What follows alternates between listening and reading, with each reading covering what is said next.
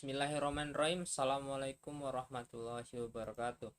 Perkenalkan, saya Billy Pranata, NRP 0251 1740.038. Di kesempatan kali ini saya akan mempresentasikan hasil kerja praktek saya yang berjudul analisis pembuatan kapal penumpang fiber selat glass dengan metode hand layup. Yang pertama, saya akan membacakan latar belakang. Latar belakangnya yaitu mahasiswa tidak hanya paham dan hafal teori saja, namun juga perlu mengerti kondisi perusahaan yang sesungguhnya. Dikarenakan perubahan teknologi dan percepatan informasi yang telah mempengaruhi aspek-aspek dalam proses produksi di perusahaan. Tujuannya, saya ada dua tujuan pada saat kerja praktek. Yang pertama, mengetahui proses pembuatan kapal fiberboat selat glass dengan metode hand layup. Yang kedua, dapat mengaplikasikan metode hand layup pada proses pembuatan kapal fiberboat. Yang selanjutnya yaitu PT Blambangan Bahari Shipyard. PT Blambangan Bahari Shipyard berdiri sejak tahun 2021 sebagai galangan pembuatan kapal dan konsultan perkapalan.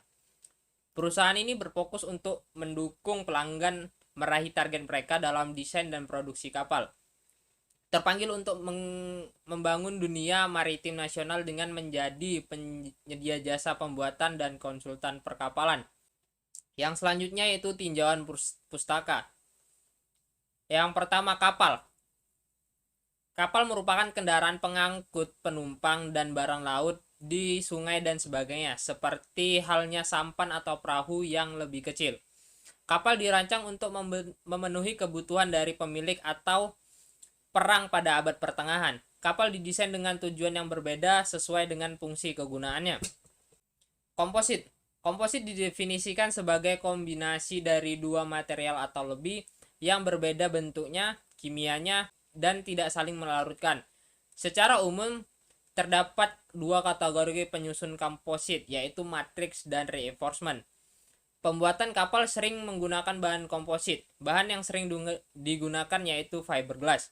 Selanjutnya, fiberglass. Fiberglass diproduksi dari gelas birosilikat dengan cara mengubah gelas cair menjadi serat. Bahan utama untuk fiberglass yang digunakan untuk pembuatan bodi kapal yaitu CSM atau chopped strand matte, roughen moving, unsaturated polyester resin, katalis, kobalt, dan gel coat. Yang selanjutnya itu metodologi. Diagram alir. Pada proses pembuatan kapal dilakukan proses pembuatan cetakan terlebih dahulu. Setelah cetakan dibuat, cetakan diberi waxing dan diberi gel coat.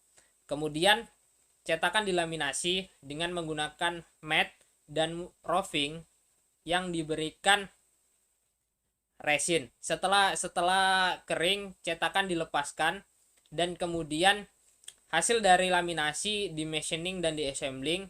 Setelah itu finishing. Kemudian setelah kapal jadi, kapal di sea trial. Selanjutnya yaitu alat dan bahan. Di sini ada beberapa alat dan bahan yang digunakan untuk proses pembuatan kapal.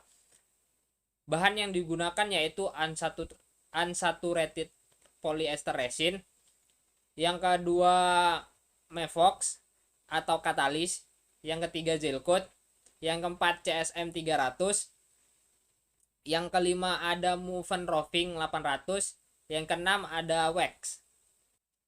Nah, berikut adalah gambar atau hasil dari setiap proses. Yang pertama ada waxing, yang kemudian gel coat, pemberian gel coat, yang selanjutnya yaitu laminasi, kemudian ada pelepasan cetakan, selanjutnya yaitu finishing dan assembling. Nah, berikut adalah beberapa proses yang dilakukan selain pembuatan cetakan kapal. Yang pertama ada lambung kapal, yang kedua ada deck, ada kanopi, kursi kapten, pembuatan tangki, dan ada dashboard kemudi. Berikut adalah gambar dari proses assembly kapal. Berikut adalah gambar teknik dari contoh kapal yang akan dibuat. Yang selanjutnya yaitu pembahasan.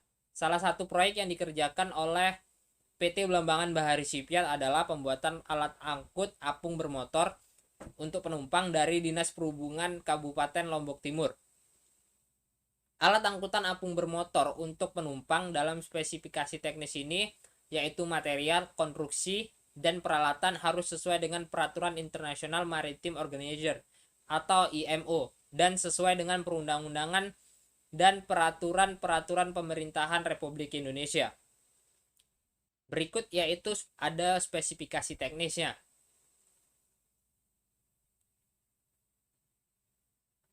Nah, demikianlah presentasi dari saya yang bisa saya sampaikan. Mohon maaf atas segala kekurangan. Terima kasih. Assalamualaikum warahmatullahi wabarakatuh.